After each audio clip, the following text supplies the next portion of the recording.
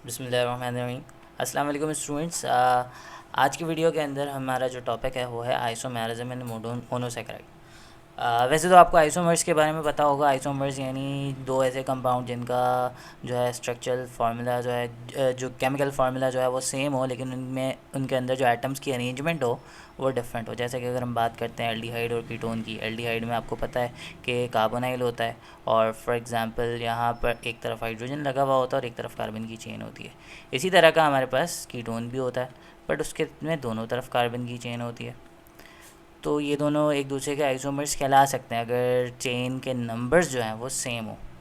सही है। For example अगर ऐसा हो कि एल्डिहाइड में ये कार्बन की जो चेन है वो 5 कार्बन वाली है, और कीटोन में ऐसा हो एक तरफ 3 कार्बन की चेन लगी हो और एक तरफ 2 कार्बन की चेन लगी हो, तो ये भी 5 हो जाएंगे।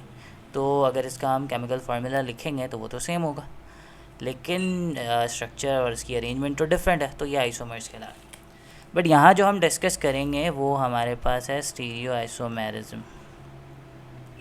स्टीरियो आइसोमेरिज्म जो है वो थोड़ा सा इन नॉर्मल आइसोमर्स से इन नॉर्मल आइसोमेरिज्म्स के मुकाबले में बहुत ज़्यादा डिफरेंट होता है। देखो बेटा, इसके अंदर हम ओरिएंटेशन की बात करते हैं। यहाँ पे स्ट्रक्चर भी सेम होता है, लेकिन उन स्ट्रक्चर में जो उनकी 3D ओरिएंटेशन होती है वो होती है डिफरेंट। यानी same formula, same structure, but different 3D orientation. Same formula, same and structure भी सेम, बट इन स्ट्रक्चर में जो 3D ओरिएंटेशन है ये डिफरेंट होती है। अब मैं आपको थोड़ा सा समझाता हूँ। ये बेसिकली एक ऑप्टिकल आइसोमेरिज्म की टाइप है। मैं आपको एक चीज़ समझा दूँ। एक हमारे पास दो किस्म के कार्बन होते हैं, एक होता है सिमेट्रिकल और एक होता है एसिमेट्रिकल। हम इसको केमिस्ट्री की टर्म में सिमेट्रिकल को कहते हैं ए कायरल और एसिमेट्रिकल को कहते हैं कायरल कार्बन। तो कायरल कार्बन और ए कायरल कार्बन में डिफरेंस है। वो क्या डिफरेंस है वो मैं आपको समझाता हूँ। देखो बेटा, अगर एक कार्बन है, कार्बन 4 वैलेंसी होती है, 4 बॉन्ड बना सकता है। अगर उसने चारों अलग अलग बॉन्ड्स बनाए हुए हैं, A B C and D, चारों अलग अलग एटम्स के साथ बॉन्ड बनाए हुए हैं, तो वो कायरल है। और अगर उस कार्बन ने किसी एक एटम के साथ डबल बॉन्ड बनाया हुआ है, या फिर कोई एक एटम उसके साथ रिपीट हो रहा है, फॉर एग्जांपल 2 बॉन्ड्स के अंदर, तो वो फिर एक कायरल कहलाता है। तो यही चीज़ हम समझेंगे ग्लूकोज के अंदर, कि ग्लूकोज के अंदर कायरल और ए कायरल का क्या कॉन्सेप्ट है। देखो, मैंने यहाँ पर जो है दिखाया है, ये पहले आपने इस वाली डायग्राम, इन दो स्ट्रक्चर्स के ऊपर गौर करना है, इसके ऊपर और इसके ऊपर, इसको अभी इग्नोर करना है। अच्छा बेटा, ये ग्लूकोज की अगर हम बात करें, मैं यहाँ पे बना के दिखाता हूँ आपको, कुछ चीज़ें समझा दूँ, फिर इस डायग्राम पे आएंगे। देखो बेटा, ग्लूकोज की अगर हम बात करो तो देखो ग्लूकोज का ये स्ट्रक्चर है। फॉर एग्जांपल ये मैंने 6 कार्बन दिखा दिए। अभी जो पहला कार्बन है उसने कार्बोनाइल ग्रुप जुड़ा हुआ है, यानी ऑक्सीजन के साथ डबल बॉन्ड बनाया हुआ है, तो ये हमारे पास कायरल नहीं हो सकता है, क्यों? ये ए कायरल है, क्योंकि भाई इसने एक ही एटम के साथ डबल बॉन्ड बनाया हुआ है। अब ये वाला जो है, यहाँ से लेके यानी कार्बन नंबर 2 से लेके कार्बन नंबर 5 तक, ये सारे जो है ये हमारे पास कायरल होता है। अब यहाँ पे ये कायरल है, और एक और चीज़ है, एक कन्फ्यूजन हो रही होगी अभी आपको, मैं आपकी कन्फ्यूजन अभी दूर कर देता हूँ। आखिरी वाला जो कार्बन है, क्या ये कायरल है या ये कायरल है? तो ये देखो, इसने हाइड्रोजन के साथ 2 बॉन्ड, 2 हाइड्रोजन जुड़ा हुआ है, तो ये भी ए कायरल है, ये ए कायरल है और ये ए कायरल है। ये दो, ये जो बीच में 4 कंपाउंड है ये कायरल है। अब आप ये सोच रहे होगे कि इसने भी तो कार्बन के साथ बॉन्ड बनाया हुआ है। ये देखो, अगर ये वाला अगर मैं इस कार्बन को कायरल कहता हूँ तो आप ये कहोगे कि भाई इसने भी तो एक ये कार्बन है और एक ये 2 कार्बन के साथ बॉन्ड बनाया हुआ है। तो बेटा ये दोनों कार्बन अलग है। ये जो पहला वाला कार्बन है, कार्बन नंबर 1, ये कार्बोनाइल है, और ये जो दूसरा वाला कार्बन है ये अल्कोहलिक है। तो ये दोनों अलग अलग कार्बन है। पूरा पूरे मॉलिक्यूल को देखेंगे ना, और अगर हम इसकी बात करेंगे तो इसमें से अगर एक हाइड्रोजन हटा दो तो इस पूरी चेन में कोई फ़र्क नहीं पड़ेगा। लेकिन अगर इस कार्बन की बात करो, अगर आप कहोगे कि भाई इसने भी तो 2 कार्बन के साथ बॉन्ड बनाया हुआ है, एक इस कार्बन के साथ और एक इस कार्बन के साथ, अब इसमें से किसी एक कार्बन को हटा दोगे तो पूरी चेन टूट जाएगी। तो दैट्स वाई ये अलग कार्बन कंसीडर किया जाता है, एक अलग एटम कंसीडर किया जाता है।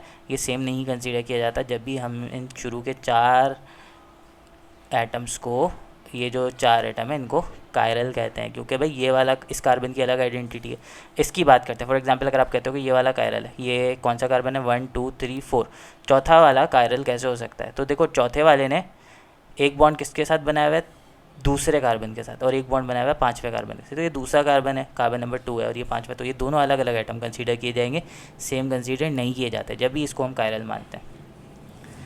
अब हमारे पास बेटा 3 किस्म के स्टीरियो आइसोमर्स होते हैं। एक हमारे पास होता है एनांशियोमर्स, एक हमारे पास होता है एपीमर, और एक हमारे पास होता है डाई स्टीरियोमर्स। अच्छा स्टूडेंट्स, तो अब जो हम पढ़ेंगे वो है हमारे पास स्टीरियो आइसोमर्स, उसकी टाइप्स। तो हमारे पास जैसे मैंने आपको बताया एनांशियोमर्स है, हमारे पास एपीमर्स हैं, डाइस्टीरियोमर्स है। तो सबसे पहले हम डिस्कस करेंगे एनांशियोमर्स को। देखो आपने ये वाली डायग्राम को देखना है, दिस वन, ये जो 2 मॉलिक्यूल्स दिखाएं ये 2 स्टीरियो आइसोमर्स हैं, और ये है मेरे पास एनांशियोमर्स। देखो एनांशियोमर्स होते हैं एक दूसरे के मिरर इमेजेस। हमने यहाँ पे किसको देखना है, पूरे मॉलिक्यूल को नहीं देखना, हमने सिर्फ कायरल को देखना है। ये वाला कायरल नहीं है, ये वाला कायरल नहीं है, हमने सिर्फ इसको देखना है यहाँ से यहाँ तक, सही है, ये 4 इसको देखना है।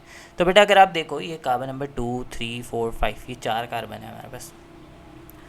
अब बेटा एक चीज़ है यहाँ पे याद रखना है, ये जो 5वां कार्बन है, यानी जो आखिरी वाला कार्बन है, ये पेनल्टीमेट कार्बन होता है। अच्छा अब एक चीज़ बेटा याद रखना है कि यहाँ पर अगर आप इस वाले मॉलिक्यूल को देखो, ये नंबर 1 कह दिया इसको, इसको नंबर 2 कह दिया। नंबर 1 में कार्बन नंबर 2 पे जो OH लगा हुआ है वो कहाँ पे लगा हुआ है, राइट साइड पे लगा हुआ है। और इसी मॉलिक्यूल नंबर 2 पे जो कार्बन है, कार्बन नंबर 2, इस पे जो OH लगा हुआ है वो लेफ़्ट साइड पे लगा हुआ है। तो ये दोनों एक दूसरे के अपोजिट साइड्स पे लगे हुए हैं। तो क्योंकि मिरर में आप देखते हो तो साइड रिवर्स हो जाती है, फ्लिप हो जाती है। अगर मैं अपना नाम लिखूँ ऐसे HABIB, तो मेरा नाम कुछ यूँ शो हो जाएगा, यानी फ्लिप हो जाएगी। इसी तरह से होता है मिरर के अंदर। तो अब यहाँ पे ये राइट है, ये लेफ़्ट पे आ गया, ये सॉरी ये राइट है, ये लेफ़्ट पे आ गया, ये लेफ़्ट है, ये राइट पे आ गया। और यहाँ पे देखो ये यहाँ पे ये राइट साइड पर है, और यहाँ पे ये लेफ़्ट साइड पर है, यहाँ पे राइट साइड पर है और ये लेफ़्ट साइड पर है। तो ये दोनों जो है बिल्कुल एक दूसरे के मिरर इमेज है, यानी अगर आप इसको देखोगे तो आपको ये वाली इमेज दिखेगी, इसको देखोगे तो ये वाली इमेज दिखेगी। तो ये दोनों एक दूसरे के एनांशियोमर है। इसी तरह से अगर मैं इसको उठा के, यानी 2 को उठा के 1 पे रखूँ, तो 2 को जब उठा के 1 पे रखूँगा तो 2 पे कार्बन नंबर 2 पे OH लेफ़्ट साइड पर है, तो ये 1 पे रखूँगा तो ये इसके लेफ़्ट साइड पे आएगा, जबकि 1 का जो OH था वो तो राइट साइड पर था। ये एक दूसरे के साथ सुपर इम्पोज नहीं होंगे। इसी तरह से ये भी सुपर इम्पोज नहीं होगा, 3 भी सुपर इम्पोज नहीं होगा, 4 भी सुपर इम्पोज नहीं होगा, 5 भी सुपर इम्पोज नहीं होगा। तो मिरर इमेज एक दूसरे के ऊपर सुपर इम्पोज नहीं होते हैं। इसकी ओरिएंटेशन, यानी अगर हमारे पास स्टीरियो आइसोमर्स हैं, उस पर जो कायरल कार्बन पे OH की अरेंजमेंट है वो ऐसी है कि वो दोनों एक दूसरे के ऊपर सुपर इम्पोज नहीं हो रहे, किसी में भी नहीं हो रहे, तो वो एनांशियोमर्स कहलाते हैं। सही है। एनांशियोमर्स हमारे पास देखो, एनांशियोमर्स एक 2 मॉलिक्यूल्स के कितने एनांशियोमर्स बन सकते हैं, एक मॉलिक्यूल्स के कितने एनांशियोमर्स बन सकते हैं, उसके हमारे पास फार्मूला होता है n⁻²। अब देखो इसमें n यानी नंबर ऑफ़ कायरल कार्बन, इस पर नंबर ऑफ़ कायरल कार्बन कितना है, 1 2 3 4, तो 4⁻² यानी टोटल 16 एनांशियोमर्स हो सकते हैं ग्लूकोज के। एपीमर क्या होता है बेटा, एपीमर बिल्कुल ऐसा ही होता है, थोड़ा सा डिफरेंट होता है। अब यहाँ पे अगर देखो ये नंबर 1 है, ये नंबर 2 है, अगर आप इसको देखो ये राइट, ये लेफ़्ट और ये राइट, ये लेफ़्ट और ये राइट। तो अगर आप यहाँ पे देखो बेटा, यहाँ पे जो कार्बन नंबर 2 है उस पर OH लेफ़्ट पे लगा हुआ है, इस पर राइट पे लगा हुआ है, सुपर इम्पोज नहीं हो रहा। इस पर राइट पे लगा हुआ है, इस पर लेफ़्ट पे लगा हुआ है, ये भी सुपर इम्पोज नहीं हो रहा। इस पर लेफ़्ट पे लगा हुआ है, इस पर भी लेफ़्ट पे लगा हुआ है, ये सुपर इम्पोज हो रहा है। और यहाँ पे लेफ़्ट पे लगा हुआ है, ये राइट पे लगा हुआ है, ये भी सुपर इम्पोज नहीं हो रहा है। यानी कहीं पे सुपर इम्पोजिशन नहीं हो रही सिवाय एक जगह के, एक जगह सुपर इम्पोज हो रही है, बाकी कहीं पे नहीं हो रही। तो ये हमारे पास एपीमर कहलाते हैं। ये हमारे पास क्या कहलाते हैं, एपीमर्स कहलाते हैं। यानी पूरे पार्ट से कोई एक जगह ऐसी है जहाँ पे सुपर इम्पोजिशन हो रही है, तो वो एपीमर्स कहलाएंगे। और अगर एक से ज़्यादा भी हो रही है तो फिर उसको डाइस्टीरियोमर्स कहते हैं। अगर एक से, फॉर एग्जांपल अगर इधर भी हो रही होती, एक से ज़्यादा पे हो, तो वो डाइस्टीरियोमर्स कहलाता। होपफुली यहाँ तक की बात समझ आएगी होगी। अब एक आखिरी चीज़ डिस्कस करते हैं हम, वो बेटा यहाँ पे मैंने 2 मॉलिक्यूल्स शो किए हैं, ये ग्लूकोज के मॉलिक्यूल है। अब अगर देखो बेटा, ये जो पेनल्टीमेट कार्बन है, यानी कायरल कार्बन का जो लास्ट कार्बन है, इस पर OH लगा हुआ है राइट साइड पे, और इस पे लगा हुआ है लेफ़्ट साइड पे। तो ये हमारे पास ये डी ग्लूकोज कहलाता है, यानी डेक्स्ट्रो रोटेटरी होता है। डी का मतलब होता है डेक्स्ट्रो, डेक्स्ट्रो का मतलब होता है राइट, राइट साइड, साइड वाला राइट। और ये हमारे पास एल ग्लूकोज कहलाता है। एल ग्लूकोज यानी लीवो, लीवो रोटेटरी यानी लेफ़्ट। यानी अगर फॉर एग्जांपल बेटा, अगर मैं इसका सोल्यूशन बनाऊँ, इसका सोल्यूशन बना के उसमें से मोनोक्रोमेटिक लाइट पास करूँ, फॉर एग्जांपल एक लाइट पास करूँ मोनोक्रोमेटर में से, सही है, और ये इसका सोल्यूशन बीच में रखा हो, इस सोल्यूशन में से पास हो, तो ये राइट साइड की तरफ रोटेट कर देगा उस लाइट को, और ये लेफ़्ट की तरफ रोटेट कर देगा। दैट्स वाई ये डेक्स्ट्रो रोटेटरी और ये लीवो रोटेटरी है। अब एक बात चीज़ है बेटा, हमारी बॉडी के अंदर जितने भी एंजाइम्स होते हैं ग्लूकोज को मेटाबोलाइज करने के लिए, वो सारे डी ओरिएंटेशन के होते हैं।